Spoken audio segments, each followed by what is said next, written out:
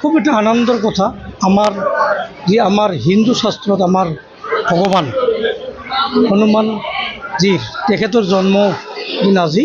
এইটো উপলক্ষে আজি আমাৰ এইখন মন্দিৰত যি এটা প্ৰসাদ বিতৰণ কাৰ্যসূচী, ইয়াতে আহি মোক খুব ভাল লাগিছে।